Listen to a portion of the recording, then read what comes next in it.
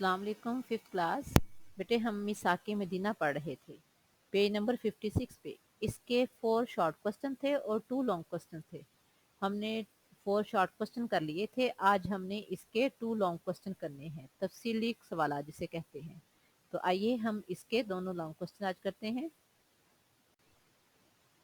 तफसीली जवाब तहरीर करें। तफसीली मीन लॉन्ग, तफसील के साथ आपने इसका आंसर तहरीर करना है। तहरीर मीन होता है लिखना। तफसीली जवाब तहरीर करें, यानी ये हमारे लॉन्ग क्वेश्चन है। सवाल नंबर 1, मिसाके मदीना की चंद अहम दफात बयान करें, यानी उसमें क्या क्या शराइत रखी गई थी, उनमें से चंद एक अहम जो शराइत है वो आपने बयान करनी है। तो इसका आंसर लिखें।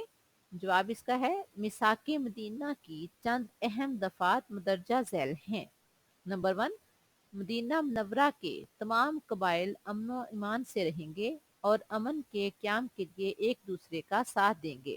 यानी वहाँ मुख्तलिफ कबाइल रहते थे और उन कबाइल के साथ जो मुआहदा था उसकी बेसिक वजह क्या थी कि अमनो अमान से रहेंगे, और अगर कोई अमनो अमान को ख़राब करने की कोशिश करता है तो ये तमाम कबाइल मिलकर उसका मुकाबला करेंगे।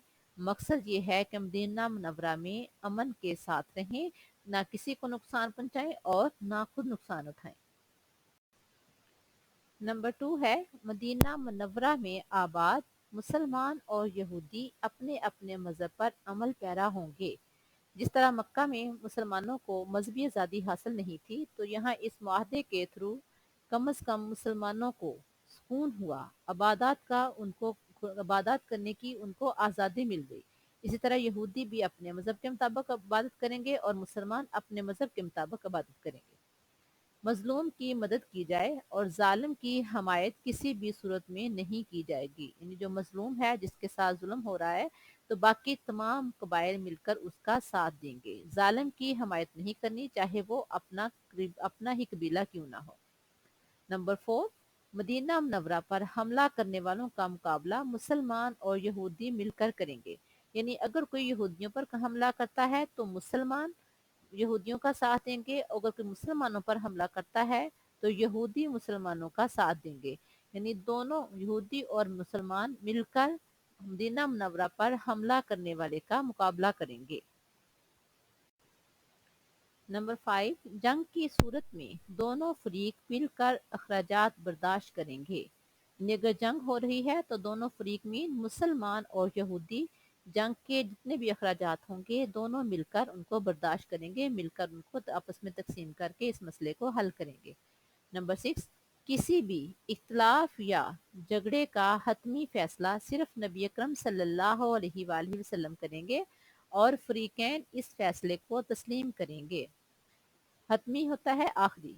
नहीं, कोई भी झगड़ा हो जाता है, चाहे वो मुसलमानों का है, चाहे वो यहूदियों का है, चाहे वो आपस में है, चाहे वो किसी से है, तो उस झगड़े का जो आखिरी फैसला है वो नबी अकरम सल्लल्लाहु अलैहि वसल्लम का होगा और दोनों फरीकैन इस फैसले को तस्लीम करेंगे। यानी किसी को उसमें हिलोहुज्जत करने की इजाज़त नहीं होगी।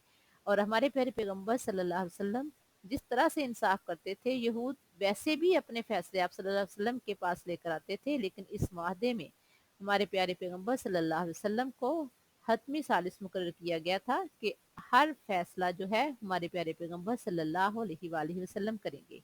ये है हमारा फर्स्ट लॉन्ग क्वेश्चन। अब हम करते हैं सेकंड लॉन्ग क्वेश्चन। अब हमारा सेकंड लॉन्ग क्वेश्चन है, मिसाके मदीना के असरात तहरीर करें।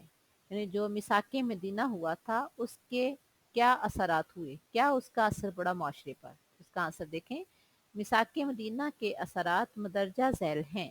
नंबर 1, मदीना मुनव्वरा में इस्लामी रियासत कायम हुई जिसके सरबराह नबी अकरम सल्लल्लाहु अलैहि वसल्लम थे। यानी हमारे प्यारे पैगम्बर सल्लल्लाहु अलैहि वसल्लम ने इस्लामी रियासत कायम की और सरबराह आप सल्लल्लाहु अलैहि वसल्लम खुद थे।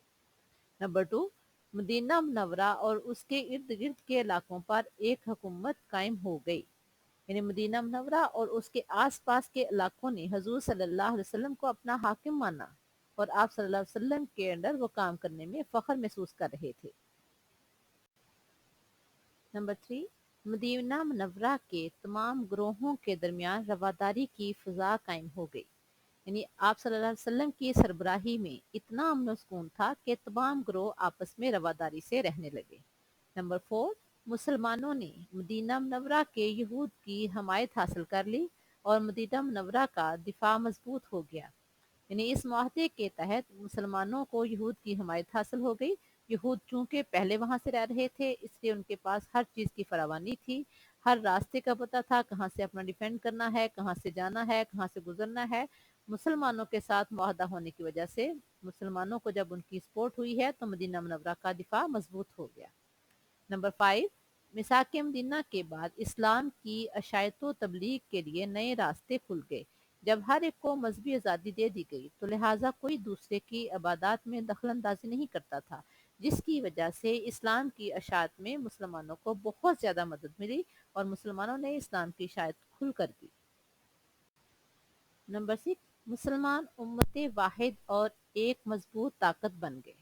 کیونکہ مسلمانوں کا اللہ تعالیٰ پر ایک اللہ پر یقین تھا، اپنے پیغمبر کو آخری پیغمبر مانتے تھے، لہٰذا وہ امت واحد یعنی ایک امت اور مضبوط طاقت بن گئے۔ نمبر 6، میثاق مدینہ کو انسانی تاریخ میں مذہبی رواداری کی نہایت اعلیٰ اور عظیم مثال کہا جاتا ہے، کیونکہ میثاق مدینہ کی وجہ سے ہر مذہب کے لوگوں کو مکمل مذہبی آزادی حاصل تھی، کیونکہ اس معاہدے کی روح سے دیگر اقوام کے مذہبی، معاشرتی اور سیاسی حقوق کو تسلیم کیا گیا۔ یعنی ہر گروہ کو، ہر قوم کو، تمام لوگوں کو مذہبی آزادی حاصل تھی، اپنے حساب سے اپنے معاشرتی زندگی گزار رہے تھے اور اپنے حساب سے اپنے حکومت کے، اپنے زندگی گزارنے کے قوانین بنا رہے تھے، اور یہ سب کچھ ہمارے پیارے پیغمبر صلی اللہ علیہ وسلم نے جو معاہدہ کیا تھا اس کی بنیاد پہ ہوا تھا۔ آج بھی دنیا میں پائیدار امن کے قیام کے لیے میثاق مدینہ مشعل راہ کی حیثیت رکھتا ہے۔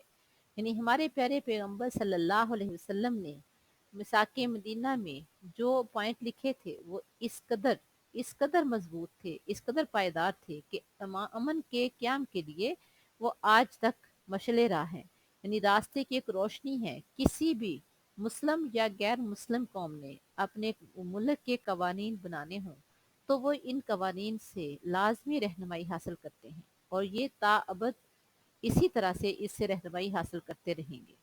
تو یہ ہمارا دوسرا لانگ کوسچن تھا۔ آپ نے ان کوسچن کو اچھی طرح سے یاد بھی کرنا ہے اور نوٹ بھی کرنا ہے۔ اللہ حافظ۔